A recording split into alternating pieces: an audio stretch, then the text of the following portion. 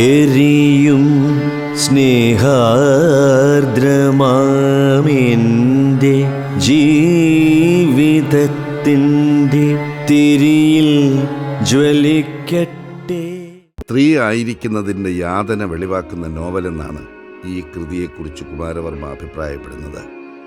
ഇവിടെ ദലിത് എന്ന വാക്ക് അതിൻ്റെ വ്യാപകമായ അർത്ഥത്തിൽ ചവിട്ടിമതിക്കപ്പെട്ട സ്ത്രീത്വത്തെയും ഉൾക്കൊള്ളുന്നതായി അദ്ദേഹം കരുതുന്നു. അവതരണത്തിനൊപ്പം വെളിച്ചത്തിനുമേറെ പ്രാധാന്യമുള്ള ഒരു നാടകമാണിത്.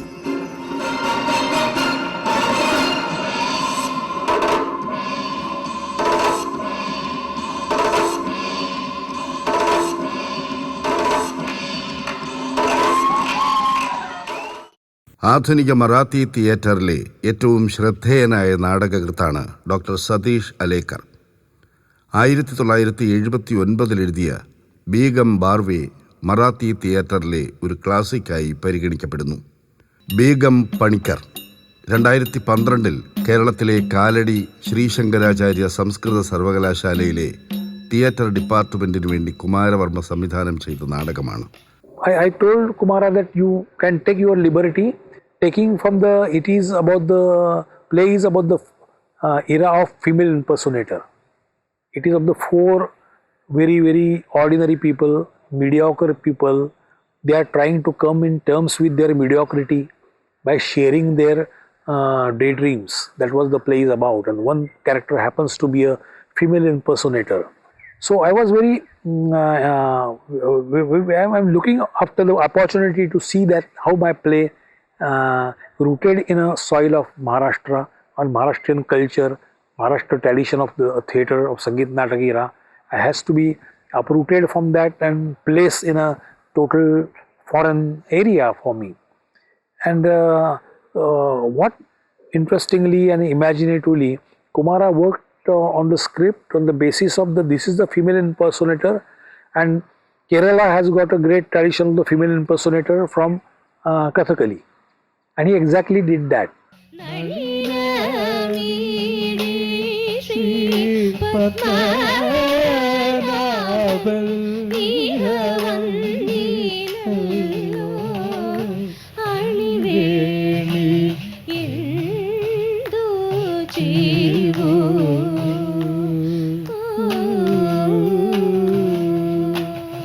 He placed that play in Kathakali format, but not traditional Kathakali.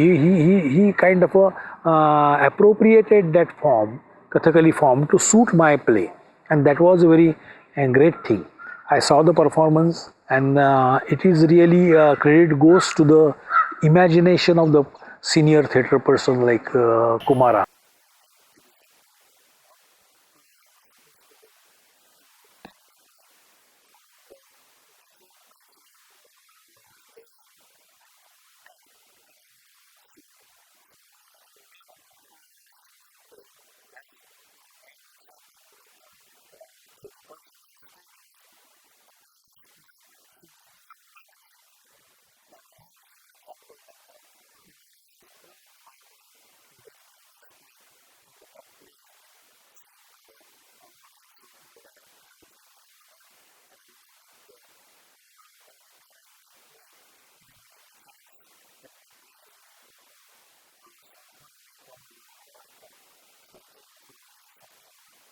Begum Panicker എന്ന തലക്കെട്ടോടെ മലയാള നാടകവേദിയിലേക്ക് സ്വതന്ത്രമായി കുമാരവർമ്മ രൂപപ്പെടുത്തിയ ഈ നാടകം ശരിക്കും മലയാള നാടകവേദിക്ക് പുതിയൊരു ഊർജം നൽകി.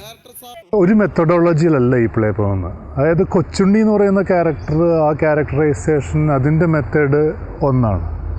അതേസമയത്ത് ഈ നാണുപിള്ളയും താണുപിള്ളയും പ്രത്യേകിച്ച് കലാരൂപങ്ങളായിട്ട് ഒരു ബന്ധവുമില്ലാത്തവരുടെ ജീവിതവും അതിൻ്റെ ആക്ടിങ്ങും അതിൻ്റെ മെത്തേഡ് ഒന്നാണ്. പിന്നെ കഥകളി നടനാവാൻ, നടൻ എന്ന് പറയുന്നതായി തീരാൻ ആഗ്രഹിക്കുന്ന ഒരു മനുഷ്യൻ എന്നുള്ള നിലയ്ക്ക് എൻ്റെ ആക്ടിങ് പ്രോസസ്സും അതിൻ്റെ മെത്തേഡും സാറ് തുറന്നു തന്നത് തന്നെ വേറെ വഴികളിലാണ്. ഇതെല്ലാം കൂടി ചേർന്നിട്ടുള്ള വ്യത്യസ്തമായ മെത്തേഡുകൾ ചേർന്നിരിക്കുന്നു ഈ പ്ലേയിൽ എന്നുള്ളതാണ് ഇതിൻ്റെ വളരെയേറെ സവിശേഷത. സ്വാഭാവികമായിട്ട് നമ്മുടെ സമകാലീന ജീവിതത്തിൽ ഈ കലയുടെ ജീവിതം തിരിച്ചും കണ്ടെത്തുന്ന ഒരു വലിയ അന്വേഷണമാണ്. അതാണ്. അല്ലാണ്ട് ഒരു ഏതെങ്കിലും കൊറിയോഗ്രാഫിക് പാറ്റേൺസ് പഠിച്ചിട്ട് അത് നടന്മാരെടുത്ത് വലിയ ചുമട് മാതിരി താങ്ങുന്ന ഒരു രൂപമല്ല. അതിൻ്റെ ജീവിതത്തിൻ്റെ അതിൻ്റെ സ്പന്ദനങ്ങളെ സമകാലീന ജീവിതവുമായിട്ട് കണ്ണി ചേർക്കുകയായിരുന്നു. കേരളത്തിലെ കാലിക്കറ്റ് യൂണിവേഴ്സിറ്റിയുടെ കീഴിലുള്ള തൃശൂർ സ്കൂൾ ഓഫ് ഡ്രാമയിലെ വിദ്യാർത്ഥികൾക്ക് വേണ്ടി പ്രൊഫസർ കുമാരവർമ്മ സംവിധാനം ചെയ്ത നാടകമാണ് സ്വിസ് നാടക രചയിതാവായ മാക്സ് റുഡോൾഫ് ഫ്രിച്ച് 1961 ജർമ്മൻ ഭാഷയിൽ രചിച്ച Andorra. 2014 international theatre festival of കേരളയുടെ വേദിയിൽ ഇത് അവതരിപ്പിച്ചു. ഈ നാടകം ഇംഗ്ലീഷിൽ നിന്ന് മലയാളത്തിലേക്ക് പരിഭാഷപ്പെടുത്തിയത് സ്കൂൾ ഓഫ് ഡ്രാമയിലെ തന്നെ അധ്യാപകനായ ഡോക്ടർ എസ് സുനിൽകുമാറാണ്. ഒരു അധ്യാപകൻ എന്ന നിലയിലും നാടക പ്രവർത്തകൻ എന്ന നിലയിൽ സംവിധായകൻ എന്ന നിലയിലൊക്കെ സാറിനെ മനസ്സിലാക്കാനുള്ളൊരു വലിയ അവസരം എനിക്ക് ലഭിച്ചത് അൻഡോറ എന്ന നാടകം സാറിൻ്റെ കൂടെ ചേർന്ന് വർക്ക് ചെയ്തപ്പോഴാണ്. അൻഡോറ ചെയ്യുമ്പോൾ നാടകത്തിൻ്റെ ട്രാൻസ്ലേഷൻ ഞാനും സാറിൻ്റെ കൂടെ വർക്ക് ചെയ്തിട്ടുണ്ടായിരുന്നു. ഒടുവിൽ നാടകത്തിൻ്റെ ഡിസൈൻ പൂർത്തിയായി വരികയും സെറ്റും ഇതൊക്കെ ആയി വന്ന് എനിക്ക് പ്രത്യേകിച്ച് എടുത്തു പറയാനുള്ള കാര്യം ഈ നാടകത്തിൻ്റെ മ്യൂസിക് സംഗീതം എന്തായിരിക്കണം എന്ന് ആലോചിക്കുന്ന സമയത്ത് നാസി ജർമ്മനിയൊക്കെയായി ബന്ധപ്പെട്ടുകൊണ്ട് തന്നെ, അല്ലെങ്കിൽ അങ്ങനെ ഒരു ഫാസിസ്റ്റ് രാഷ്ട്രീയം പുറത്തു വരുന്നതിന് വേണ്ടിയിട്ട് ആ കാലത്ത് ഓൾഫിഡ്സ് തടവറകളിലൊക്കെ ഉണ്ടായിരുന്ന ഹോളോകോസ്റ്റ് മ്യൂസിക് ഡൗൺലോഡ് ചെയ്തിട്ട് അതായിരുന്നു സംഗീതമായിട്ട് ഉപയോഗിച്ചിരുന്നത്. ഞാനിത് പ്രത്യേകമായി പറയാൻ കാരണം, ഒരു നാടകത്തിൻ്റെ അർത്ഥം അതിൻ്റെ എല്ലാ ആഴത്തിലും പുറത്തു കൊണ്ടുവരുന്നതിന് വേണ്ടി യാതൊരു വിട്ടുവീഴ്ചയും ഇല്ലാതെ അതിൻ്റെ ചരിത്രപരമായും അതുപോലെ സൗന്ദര്യശാസ്ത്രപരമായും ഒക്കെയുള്ള അന്വേഷണങ്ങളിൽ സാറ് ഒരു കോംപ്രമൈസും കാണിച്ചിരുന്നില്ല എന്നുള്ളതാണ്. എനിക്ക് ടീച്ചിങ്ങിൽ വളരെ ഇൻട്രസ്റ്റ് തോന്നി, പഠിപ്പിക്കാൻ. അങ്ങനെ പഠിപ്പിക്കുന്നതിൻ്റെ കൂട്ടത്തിൽ ഞാൻ ഒരുപാട് കാര്യങ്ങൾ പഠിക്കുകയും ചെയ്തു. എൻ്റെ ജീവിതത്തിൽ ഒരു അധ്യാപകനാകുമെന്ന് ഞാൻ ഒരിക്കലും വിചാരിച്ചിരുന്നില്ല. എന്നാൽ ഡിപ്പാർട്ട്മെൻറ്റ് ഓഫ് ഇന്ത്യൻ തിയേറ്റർ അധ്യാപകനായ ശേഷം അധ്യാപക വൃത്തിയിൽ എനിക്ക് അതീവമായിട്ടുള്ള താല്പര്യം ജനിച്ചു. കൂടാതെ എനിക്ക് വളരെയധികം സ്റ്റുഡൻസിനെ പഠിപ്പിക്കുവാൻ സാധിച്ചു.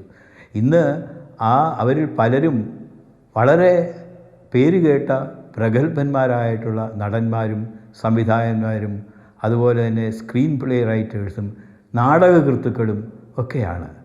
അതൊക്കെ ഓർക്കുമ്പോൾ എനിക്ക് എൻ്റെ ഡിപ്പാർട്ട്മെൻറ്റ് ഓഫ് ഇന്ത്യൻ തിയേറ്ററിലെ എൻ്റെ 35 കൊല്ലത്തെ ജീവിതം വളരെ റിവാർഡിംഗ് ആയിട്ട് എനിക്ക് തോന്നുന്നുണ്ട്.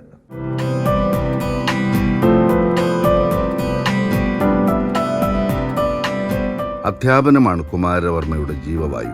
2008 പഞ്ചാബ് യൂണിവേഴ്സിറ്റിയിൽ നിന്നും റിട്ടയർ ചെയ്ത ശേഷവും Thrissur school of drama, Kalady സംസ്കൃത സർവകലാശാല, കേരള യൂണിവേഴ്സിറ്റിയിലെ ഡിപ്പാർട്ട്മെൻറ്റ് ഓഫ് പെർഫോമിംഗ് ആർട്സ് എന്നിവിടങ്ങളിൽ കുമാരവർമ്മ അധ്യാപനം തുടർന്നു.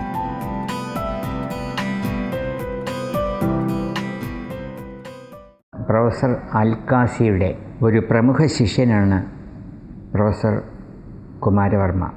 അദ്ദേഹം അരനൂറ്റാണ്ട് കാലമായി നാടകരംഗത്ത് പ്രവർത്തിച്ചുകൊണ്ടിരിക്കുന്നു.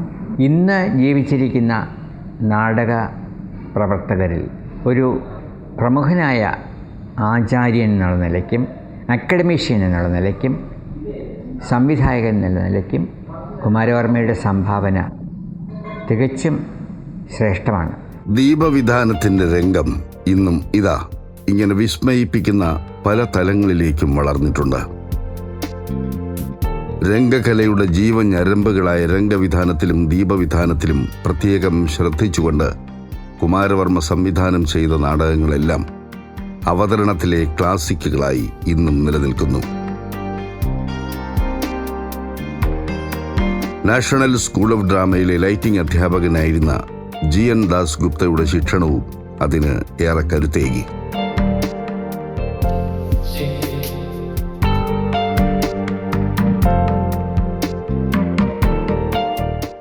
ഇലച്ചാർത്തുകൾക്കിടയിൽ നിന്ന് ഊർന്നു വീഴുന്ന വെളിച്ചത്തുള്ളികൾ പോലെ ഓർമ്മകൾ പ്രകമ്പനം കൊള്ളുന്ന ഈ ജീവിതം വളരെ ശാന്തമായി വാർദ്ധക്യത്തിലേക്ക് കടന്നിരിക്കുന്നു. ഇന്ത്യൻ നാടകവേദിയിൽ പ്രൊഫസർ കുമാരവർമ്മയ്ക്ക് ഒരു ഇരിപ്പിടം എന്നുമുണ്ടായിരുന്നു. പൗരാണിക തനിമയും ആധുനിക നാടക പ്രൗഢിയും പകർന്ന ഒരു നീളൻ ഇരിപ്പിടം. അവിടെ കുമാരവർമ്മ എന്നും തനിച്ചായിരുന്നു. എന്നാൽ അവിടെ ഏകാധിപതിയെപ്പോലെ ഇദ്ദേഹം വിരാജിച്ചില്ല. പകരം ഒരു കോണിൽ ഏറ്റവും വിനയത്തോടെ ഇങ്ങനെ ഇരിക്കാനാണ് എന്നും ഇഷ്ടപ്പെട്ടിരുന്നത്. ഭിന്ന അഭിപ്രായങ്ങളും കാഴ്ചപ്പാടുമൊക്കെ ഉണ്ടായിരുന്നവർക്കായി ഇത്തിരി ഇടം ഒഴിച്ചിട്ടു. അവരെയും ക്ഷമയോടെ ഉൾക്കൊണ്ടു. നാടകം എന്ന ദൃശ്യരൂപത്തിൽ ഒരു സംവിധായകൻ്റെ മനസ്സാണ് കണ്ണാടി പോലെ പ്രതിഫലിക്കുന്നത്. തൻ്റെ ഉള്ളിലെ പ്രതിഷേധങ്ങളും പ്രണയവും വിരഹവും പകയുമെല്ലാം അയാൾക്ക് തൻ്റെ തന്നെ കഥാപാത്രങ്ങളിലൂടെ വ്യക്തമായി കാണാൻ കഴിയും.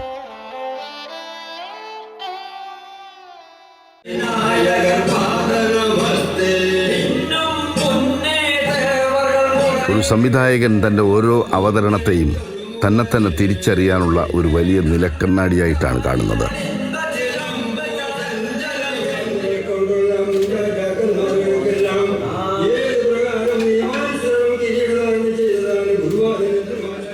സംവിധായകൻ കാണികൾക്ക് നേരെയും അരങ്ങിന് നേരെയും ഒരേ സമയം കണ്ണാടികൾ വയ്ക്കുന്നു. മറ്റൊരർത്ഥത്തിൽ എല്ലാ നടന്മാരും സംവിധായകരുടെ കണ്ണാടിയാണ്. ഏതാൾക്കൂട്ടത്തിനിടയിലും ഏകാന്തതയിലേക്ക് ഊളിയിടുന്ന ഒരുതരം മിസ്റ്റിക് ധ്യാന നിരത. ഏതാഴത്തിൽ നിന്നും തനിക്ക് വേണ്ടത് കൊത്തിയെടുക്കുന്ന ഋഷിചേതനയാർന്ന സൂക്ഷ്മത, ചിന്തകളിൽ യുക്തിഭദ്രതയുടെ നിറവ്. ധാരാളം ശാഖകളും ഉപശാഖകളുമായി പിരിഞ്ഞു വളരുന്ന വൻമരങ്ങളുടെ സമാന്തര പ്രപഞ്ചമാണ് ഇദ്ദേഹത്തിന് നാടകലോകം. അവിടെ പ്രക്ഷുബ്ധതയും കലാപവും പൊളിച്ചെഴുത്തുകളുമെല്ലാം ഉണ്ട്. ലോകത്തെയും ലോകക്രമങ്ങളെയും സൂക്ഷ്മമായി കണ്ട കണ്ണിന് ഇന്ന് കണ്ണടയുടെ ആവരണം. അതെ, എന്നും ഏകാകിയുടെ ഭാവം.